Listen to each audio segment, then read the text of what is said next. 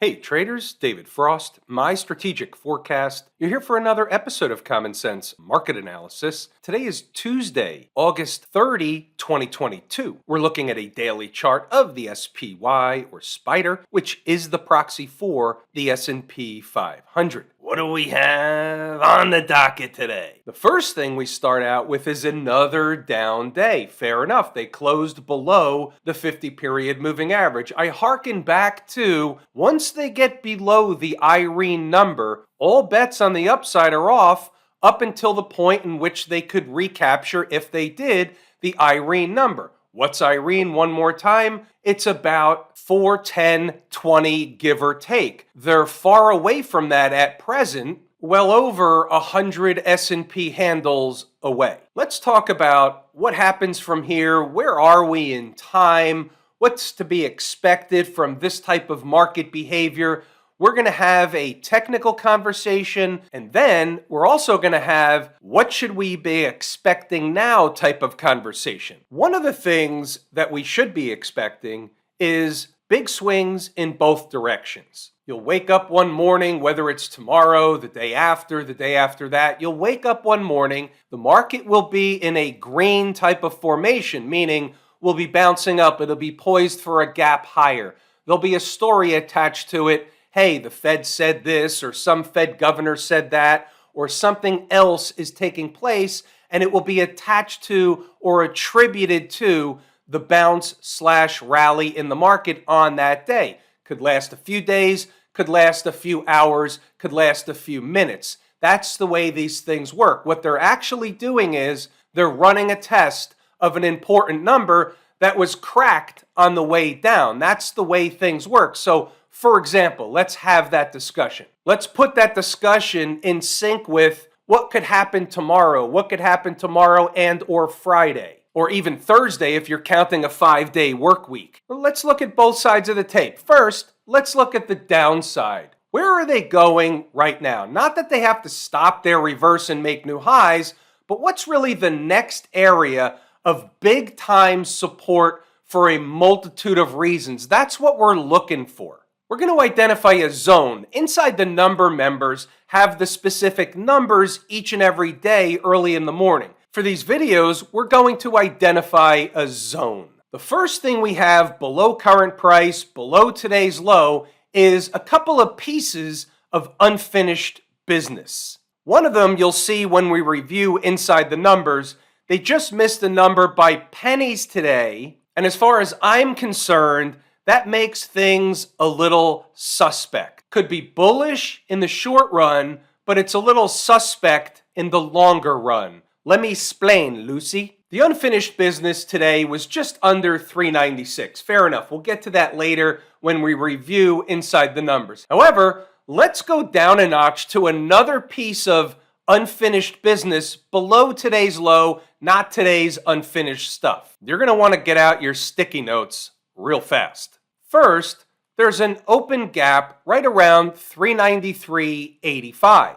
Now you can see here that the low of the following day is 394.05, missing by pennies, but guess what? That's good enough to create unfinished business. So they're going to come back and finish that. But let me show you a couple of steps further. You have your sticky notes? First, what if I did this? I drew a trend line connecting the former lows, the low and then the subsequent low or retest of the lows. Wasn't really a retest of the lows, but that was the next low, and that creates a trend line. The market is creating that trend line. Okay, fair enough. But wait, there's more. Now I'm going to go down to an hourly chart, and I'm going to go back in time to find that same area. And here it is. So now, all of a sudden, we see a gap on the intraday chart. What you saw on the daily chart is different than we see on the intraday chart. So watch this. Taking this gap right here,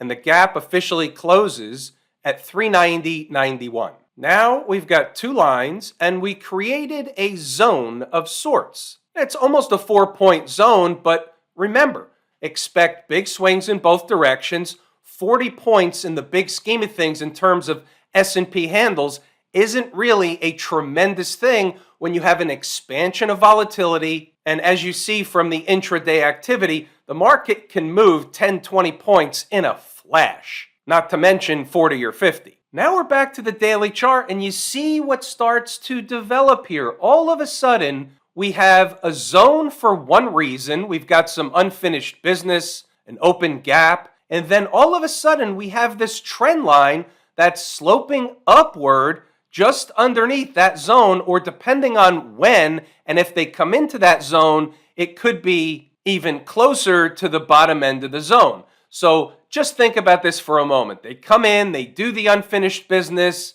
they're having one of those big time down days, they spike the zone, they hit the trend line, wherever it is, maybe it's up here in a few days, maybe it's down here tomorrow. Either way, they bounce off the trend line having completed the unfinished business, close the gap, and everybody believes that the market is now bouncing because all of a sudden you get a pretty big time bounce off an area like that. But wait, there's more. Now you run a Fibonacci retracement from the low that was made over here and the high that was made over here. They're retracing a portion of that move, and lo and behold, the 618 retracement comes in at 388.74, also coinciding with that upsloping trend line. So you see that you begin to develop what we'll call a full stack situation. Can the market bounce up before it gets there? Absolutely.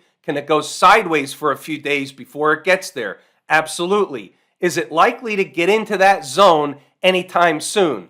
And my opinion is, and this is an opinion because we don't know, the answer is, yeah, I believe they will.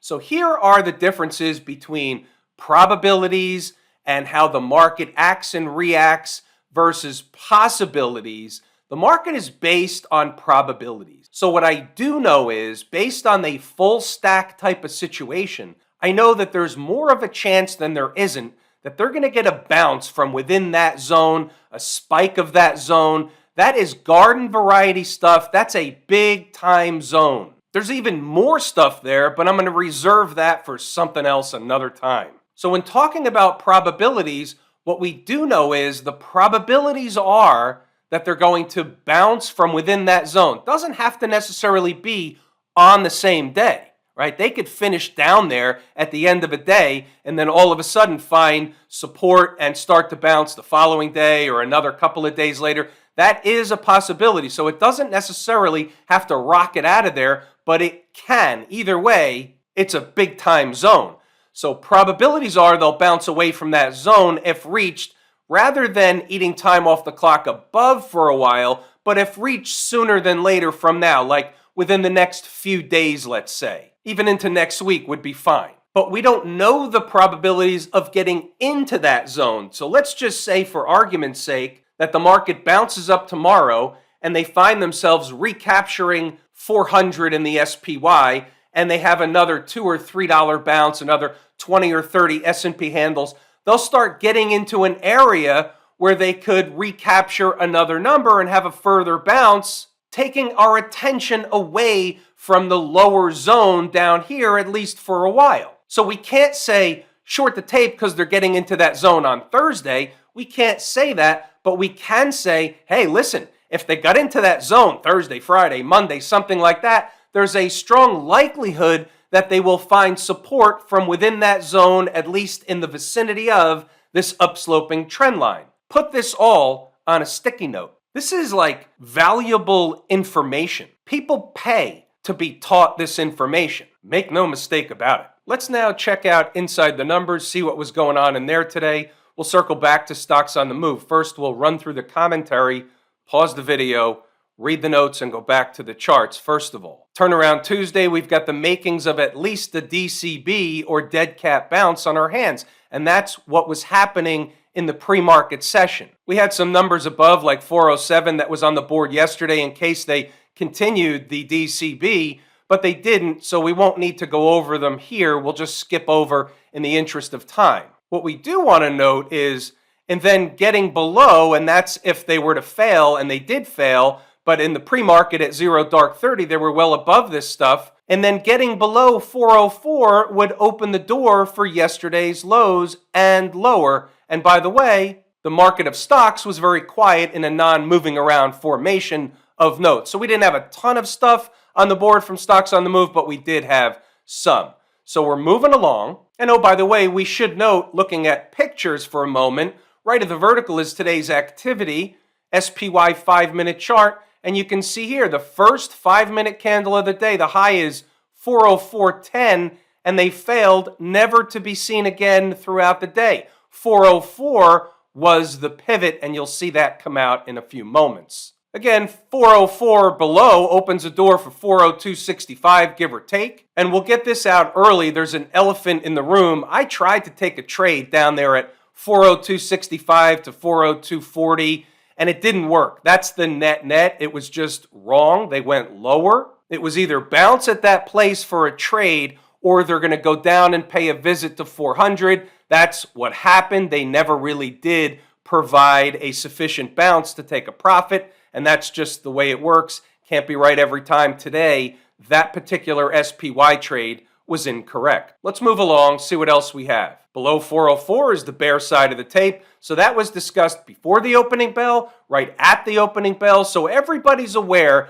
the tape can't turn bullish. And let's separate trying a scalp trade at 402.65 from below 404. That's not the same thing. They could have certainly, and this is what I anticipated happening, bounce back to run a test of 404. That was the trade. And by the way, it's the same trade by and large that we do all the time. It just didn't work today. I'm still taking the same trade tomorrow, the day after that. It works the majority of the time. And there's your trade. Actually, the lower end of the zone was 401.75.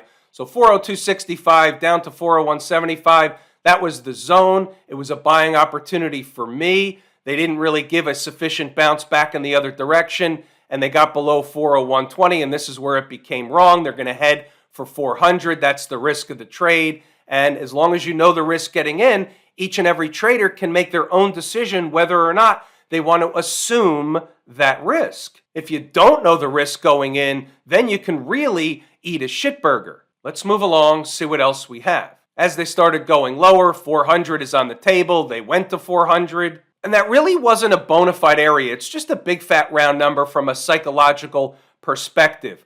What we're looking at is 398, which was the gateway for 395.75. So let's just get our faculties on what actually happened. So they came down to 400 as prescribed. When the thing failed, 400 was the next spot. They spent some time there, but once they gave up 400, it was a quick shot to 398. Let's move along, see what else we've got. See right here, 1023, below 400 on candle closes, and the door opens for 398, give or take. The next line of defense is 398. If they can't or won't bounce there and candles close below, they'll be headed for 395.75, give or take. And if they spike 396 today, it's likely a buy area if there's enough time on the clock. Now watch this. And that's a typo, by the way. It should have been 1032, not 932. I'm doing work in a hurry formation sometimes, just to give you a sense of where we are. 396 is the lower line. The low on the nuts is 396. My number was 395.75. And remember, it's a likely buy area if there's enough time on the clock. And herein lies the reason I wanted to buy it when you see what type of bounce that came away in front of the number. I wanted the number. I wasn't long at 396. I was waiting for 395, and then they started trading away, and I'm not going to chase it figuring they're going to come back and do it anyway. So I was a little surprised they didn't do it. So short term, that's bullish. They can continue into tomorrow. However, when you look at the bigger picture, the daily chart, really they should satisfy that lower stuff. They're too close not to. It becomes magnetic, and that's really where my head is at. It pays to know your numbers. Let's scroll up, give you a chance to pause the video, read the notes, go back to the chart to double check the work. You saw the crux of what's in there today. It's long-winded when you read all the notes, but this is how you learn. This is how you take advantage of this information in order to do what? You got it in order to make money using this information. That's the point. Otherwise, it's useless. Now here, by the way, so into the end of the day, the flip side is resistance at 398.75 to 399. That's if they start to rally. And there it is. Into the end of the day, there's your resistance. They come up to it because it's magnetic. They spike it, and then they pull back because why? Because it was overhead resistance. What time was this at? How about 3:15? What time was this at? How about 1:55? They just simply did the thing. What about stocks on the move? We had USO, XOM, SLB, and COP all hit their entry objectives. We're going to take a look at those charts. Twitter didn't. It's off the board. It's a no trade. About COP. This one didn't do it in the manner in which, check this out, the low here, 109.55 against an entry of 109.45. They bounce away, they do the deal, providing the minimum required and then some base hit, and then they come down and play games with the same number and bounce around for the rest of the day. But you can see that this was the number, it was support, and they stayed above it. They gave the deal several times, but they didn't do it in the manner in which the numbers work. That's the big takeaway. SLB. Now, this one is a little bit different. Let me explain. 38.90 was the first number on the board, and then 38.20 was another number that was provided early on for inside the number members. However, after they did this little Macarena in front of the first number, making a low of 38.93, another screw job, bouncing away, that number's off the board. But I gave another number in between to the live room members just in case they came down quickly. They were going to go to 38.50, and that number was good enough for a bounce. So traders in the room, some of them at least, got this particular number. There wasn't enough time on the clock. At least I didn't feel so at the time. I put that out to the live room members to give the inside the number members the same number. I just stuck with what we put on the board early in the morning, and they never got to the second number. So this was a total no trade. It was just the live room members that had an added number. They're paying for added benefit. XOM, ExxonMobil, so they come into the number, they bounce away. They kind of did it, not really. The high is 97.31, so they didn't give the full base hit that we're looking for. They came up about 30 cents short of a base hit. 25, 30 cents short, something like that. And then they kind of hovered around the number for the majority of the day. So a good lesson learned in this one. This is one of those trading lessons. So Jordan's in this trade. He doesn't get filled on the exit and they come back down. So what does he do? And I believe this is what he did.